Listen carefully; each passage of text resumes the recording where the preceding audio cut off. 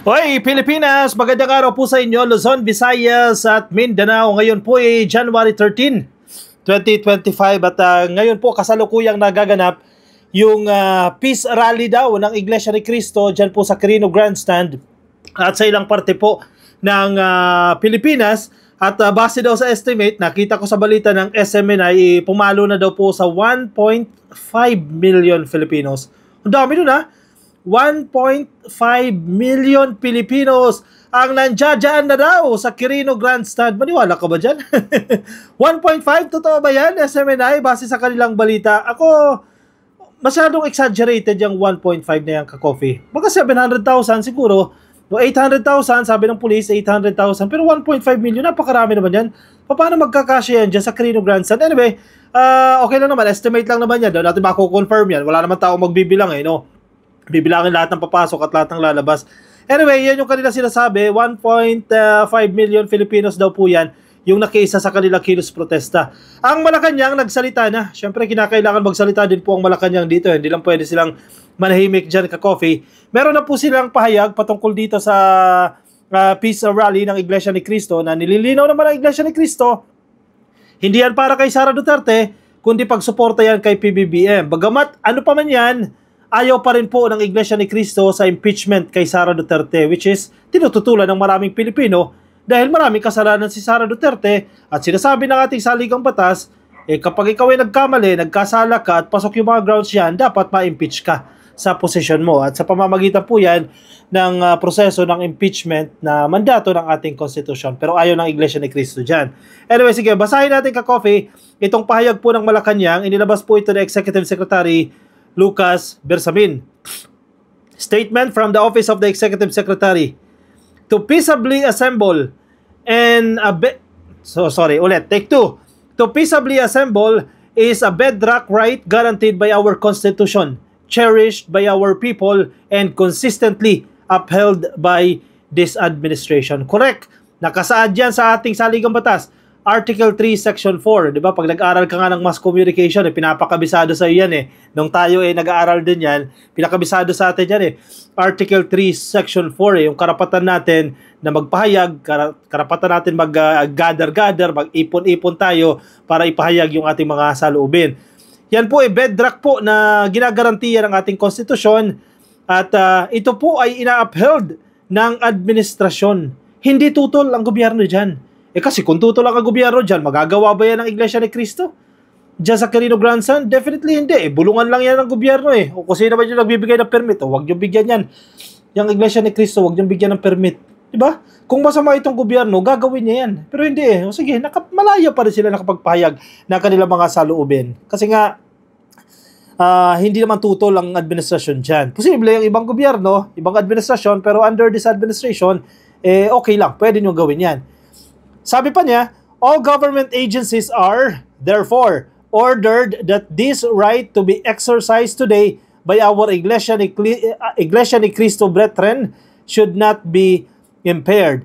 In this light, agencies concerned with the maintenance of peace and order, as well as with traffic and transportation management, including emergency health services, should be ready to provide assistance whenever such is needed by our fellow citizens. Suportado pa kayo ng gobyerno. In case na magkaroon ng emergency, may magre-responde. Yung mga traffic personnel natin dyan, nandiyan para matiyak na bagamat may heavy traffic, definitely, kasama naman yan, manage pa rin kahit papaano, hindi yung wala ka ng proseso, wala ka ng sistema. Suportado ng gobyerno yan.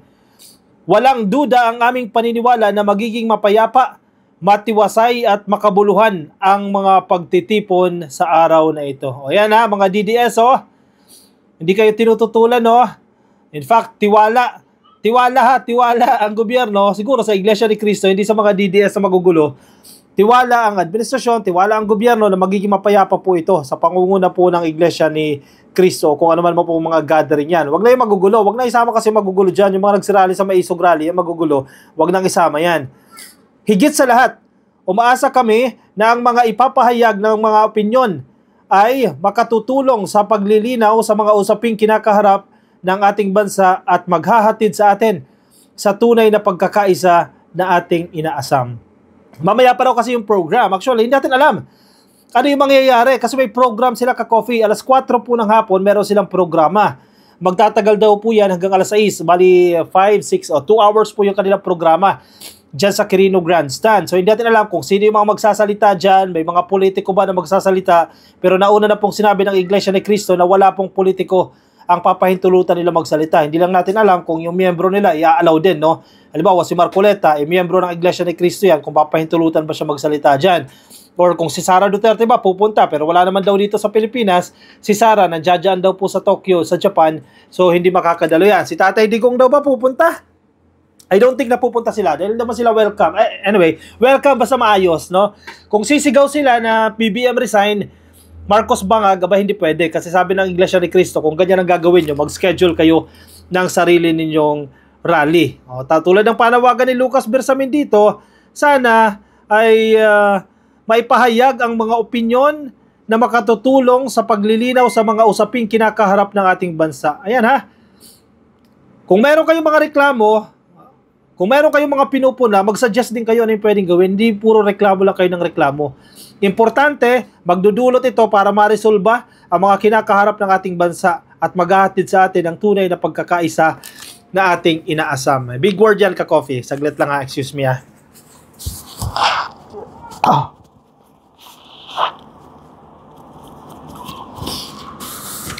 Excuse me. Big word yang pagkakaisa. Kasi, sino ba kasi sumira sa pagkakaisa na yan? Sino ba ang sumira sa unit team? Diba?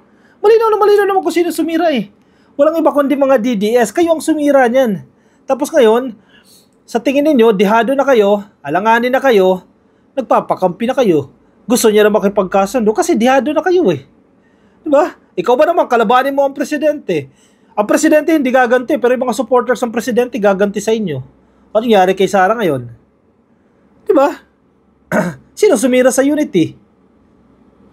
Sino sumira sa unity team? Kayo din yan eh. Dahil masyado kayong takam sa kapangyarihan eh. Masyado kayong excited eh na ma-take over eh ang leadership kay PBBM eh.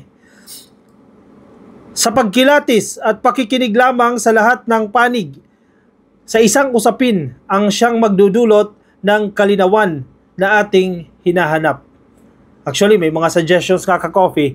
Kung ang Iglesia ni Cristo daw, gusto talaga nila pagkasunduin itong gobyerno, ang gobyerno at ang oposisyon, halimbawa, no, ang grupo po ni PBBM, o sama na natin yung si Speaker Martin Romualdez at ang grupo ni Inday Sara Duterte, no, kung gusto pagkaisahin, ang suggestion nga nila, sana pinatawag na lang, di ba?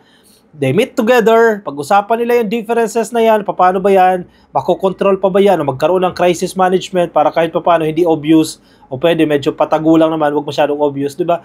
At least na-address yung problema. Actually, sinasabi nila, hindi na kailangan ng kilos protesta.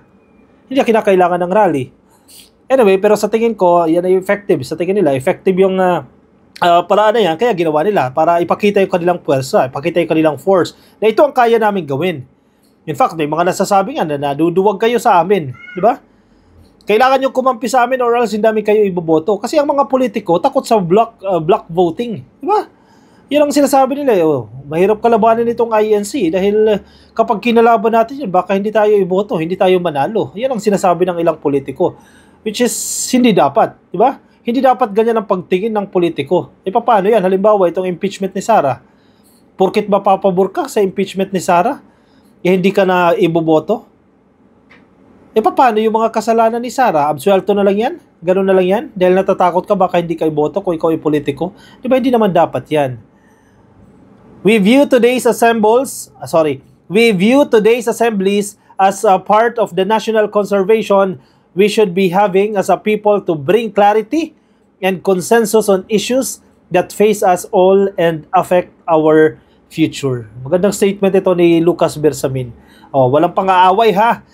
In fact, suporta ito ka-coffee, suporta itong gobyerno dito sa rally ng Iglesia ni Cristo. It's just that marami po sa mga Pilipino itutol sa ipinaglalaban ng INC na i-impeach si Sara. Diba? Okay itong pagkilos na ito dahil mapayapa naman yan dahil alam naman natin, disiplinado itong mga INC at hindi sila manggugulo. Yan tiyak na magiging mapayapa yan. Huwag lang haluan ng mga peking INC o yung mga magpapanggap na INC o mga DDS na magugulo, yan sisirain nila yung adhikain nila. payapa naman yung ka-coffee, basta wala lang manggugulo. May mga nagkakalat din ka-coffee, sa Davao ata ito ka-coffee. Ayan o. Hinaluan nila yung rally ng Iglesia ni Cristo. Ipinasok talaga nila si Sara Duterte dito. Oy, mahiya naman kayo sa INC. O, nakikita nyo yan? Para sa bayan, protektahan si VP Sara Duterte. Hindi yan yung gusto ng INC.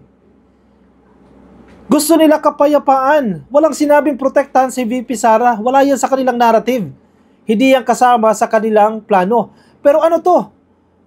Oh, nasa People's Tonight, para sa bayan, protektahan si VP Duterte. Spotted ang ilang posters na bit-bit ng mga miyembro ng Iglesia ni Cristo sa iba't ibang lugar sa Pilipinas ngayong Lunes, Enero 13. Nagsimula nang dumating ang mga makikilahok sa National Rally for Peace na di umano'y inaasahan na aabot sa mahigit 1 milyon. Pero malinaw naman sa pahayag ng Iglesia ni Cristo, hindi nila pinapanigan ng kahit na sinong politiko. Sino na naman may kagagawan dito sa mga tarpaulin na yan? Para sa bayan daw, protektahan si VP Sara Duterte. Aba, wala yan sa kanilang panawagan. Nagdala ng mga placard. Hindi yan sa INC. Nakihalo lang kayo dyan. Nakilahok lang kayo dyan. O may permiso ba kayo nyan? Wala. Ginamit nyo ang INC. Nakisali kayo dyan sa rally ng INC para isulong nyo itong si Sara Duterte. Wala yan sa kanilang agenda. Kayo naman, oo, masyado naman kayo dyan, oo. Bakit? Hindi nyo ba kayang gumawa ng sarili nyong rally para protektahan si Sara Duterte? O kaya nyo naman, nagawa nyo naman. It's just that hindi effective. O ano, gusto nyo makisawsaw? Gusto nyo makisali? Gagamitin ninyo ang INC. Ito daw po sa VP Sara Duterte movement. O, sinabay nyo pa talaga sa rally ng INC. Abo, kayo naman o. O siya, sige. Baka may mga gusto kayong iparating. I-comment po ang inyong opinion, reaction dyan sa ating comment section para mabasa rin po yan ng iba natin mga ka-coffee. Mga nasa Facebook, pasuyo na lang ka-coffee. Please like and follow. Yan, nandiyan po sa taas. Yung nasa baba, please click lang po na subscribe at hit nyo na rin po yung notification icon para updated po kayo sa ating mga bagong upload. O siya, ako'y magpapaalam muna sa inyo ka-coffee. Nananatili po tayo nakaantabay sa mga kaganapan po sa rally ng Iglesia ni Cristo. Tutok lang din po kayo sa ating channel. Maya-maya mag-upload tayo ng another video patungkol po dito. Maraming salamat po. Bye-bye. See you sa next video.